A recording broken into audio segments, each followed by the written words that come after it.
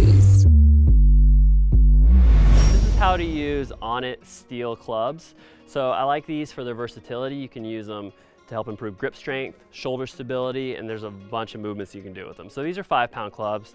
I've got 10 pounds. They come in 15, 20, 25 as well. So nice, easy movements you can do. You can just kind of add some swings. All right, so we're using our hips, using our shoulders. I also like them because you can really work the mobility of your shoulders. So I bring them up over my head, kind of twist around.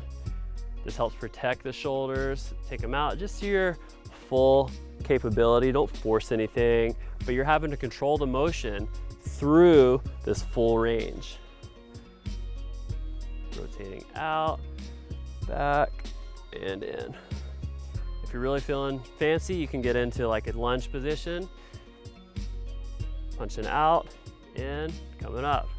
Twist, lunge, out, in, up. A lot of motions you can do with this. You can take them up overhead from here. Lunge, out. And because they're weighted on the ends, you have to really focus on controlling the gravity so they don't flop out. They're not centered, a little off weight, so you have to control it through this full range. Back and in, here. So that's steel clubs made by Onnit.